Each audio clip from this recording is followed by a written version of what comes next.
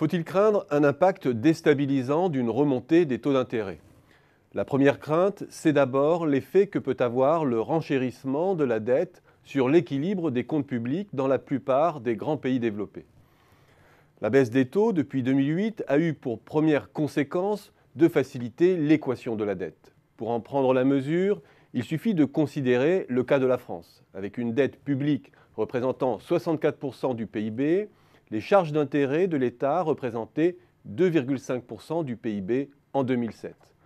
9 ans plus tard, avec une dette qui a augmenté de 33 points de PIB, la charge d'intérêt ne représente plus que 1,7% du PIB. Et pour cause, le taux effectif qui pèse sur l'ensemble de la dette de l'État était de 3,8% il y a 9 ans, quand il n'est plus que de 1,7% aujourd'hui.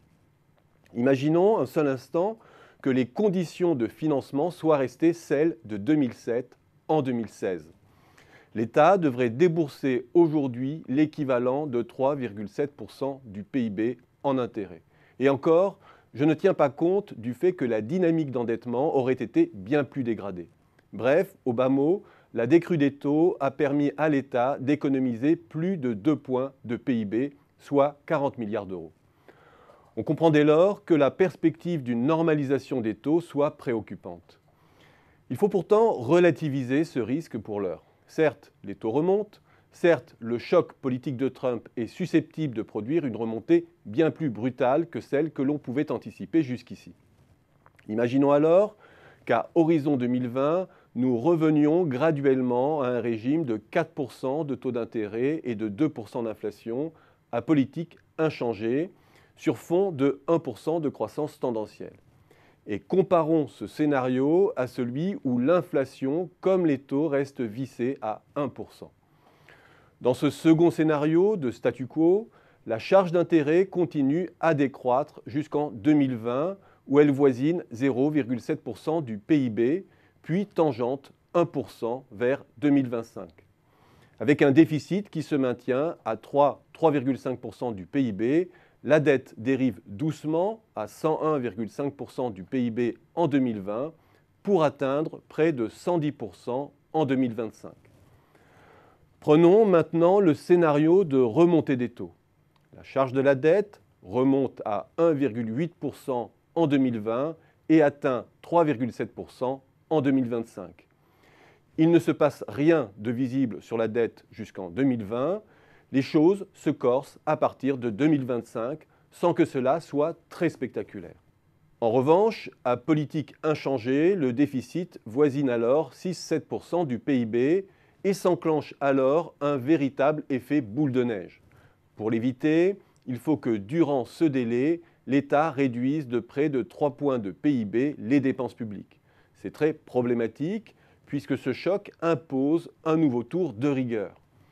Mais c'est aussi un choc très diffus qui tient au fait que l'échéance moyenne de la dette est d'un peu plus de 7 ans et demi aujourd'hui et qu'il faut du temps pour que la hausse des taux diffuse son plein effet sur le service effectif de la dette. En fait, on ne voit surtout pas comment les taux pourraient se maintenir à 4% dans un tel contexte. La remontée des taux signifie aussi une repentification de la courbe des taux, un écart positif entre taux longs et taux courts qui redonne de l'oxygène aux banques dans leur activité de transformation des échéances. Autrement dit, elle éloigne les risques de recapitalisation coûteuse qui continuent à peser sur certains États, et notamment l'Italie. Disons donc qu'il ne s'agit pas d'un séisme du strict point de vue financier et que les États ont le temps de voir venir.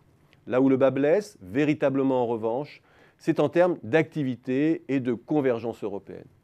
Avec une inflation sous-jacente qui voisine 0,5-0,6% en France, en Italie ou en Espagne, tandis qu'à 1,3-1,4%, elle reprend des couleurs en Allemagne, le choc de la remontée des taux n'a pas la même portée selon les pays en termes réels. Il est bien plus violent pour les économies du Sud, déjà pénalisées par des primes de risque plus élevées. Si l'on ajoute à cela que pour un pays comme l'Allemagne, créancier net du reste du monde, la remontée des taux procure une source de revenus supplémentaires à ses résidents vieillissants, l'incidence sur la demande intérieure est de second ordre, contrairement au Sud. Ce différentiel de demande intérieure, favorable à l'Allemagne, contribue certes à rogner l'excédent allemand. Mais si l'on considère que la convergence doit d'abord être celle des PIB par habitant, il est clair que l'Europe va encore accroître ses fractures sociales et politiques.